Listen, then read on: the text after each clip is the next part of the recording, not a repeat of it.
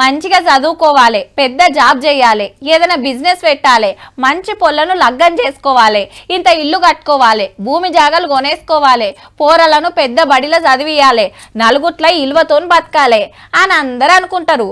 దానికోసం శాతనైన కాడికి చెమట తీస్తారు కూడా. మరి మీరేంద్రా నాయన గిట్ల మోపైనరు? జిత్తుల మారి బత్తుల ప్రభాకర్ మీద కొత్త సినిమా తీస్తే మస్తు ఆడేటట్టున్నది పో.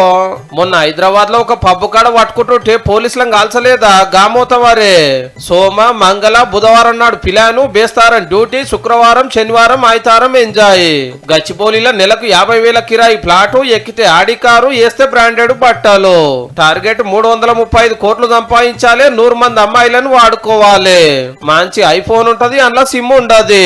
కారు కొంటాడు, ఏరేటోళ్ళ పేరు మీద పెడతాడు, బ్యాంక్ అకౌంట్ తీయడు, లక్షల రూపాయలు తిప్పుతాడు.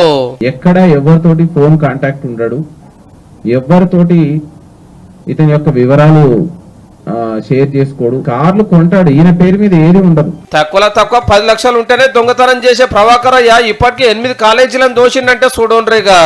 అరెస్ట్ అయి జైలుకు పోయొచ్చినాక జోరు పెంచిండు. 10 లక్షలు పెట్టి బీహార్ కెళ్లి 2 తుపాకులు, 500 బుల్లెట్లు తెచ్చి సిటీ శివార్ అడవిలా ఫైరింగ్ ప్రాక్టీస్ చేసిండట. 30 ఏళ్లలోనే ఇంత దార్కారై హైదరాబాద్ లో బిందాస్ గా బతుకుతుంటే సొంతూళ్ళ నాయనకి ఇల్లుగినా సక్కలేదు. మనోన్ కథలు తెలిసి పోలీసులు గట్టి నజర్ వేసిండ్రు. మొన్న ఒక పబ్బకు పోతుంటే గిట్ల అనగా పిస్తోల్ తీసి గాలిస్తే కానిస్టేబుల్ కు దెబ్బలు తాకినాయి.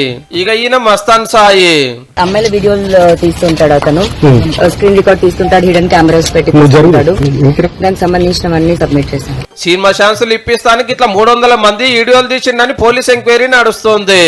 ఈ భాగవతం బయటికి చెప్తే ఉరేసుకొని చచ్చిపోతా అని సెల్ఫీ వీడియో తీసి బెదిరిస్తున్నాడు సక్కనోడు. దయచేసి చూపించి ఆడపిల్లని వాళ్ళ జీవితాలు సాయి సార్ కు డ్రగ్స్ గిన అలవాటు ఉందని తెలిస్తే అదో కేసు అయ్యింది. వీళ్ళ నాయన గుంటూరు మస్తాన్ దర్గాకు వారసత్వ ధర్మకర్త. సిటీలో మనోనేశాలేమో గిట్లున్నాయి. ఏడుకెళ్ళి మోపైనరా నాయన గిట్ల తయారై పాడైతున్నారు.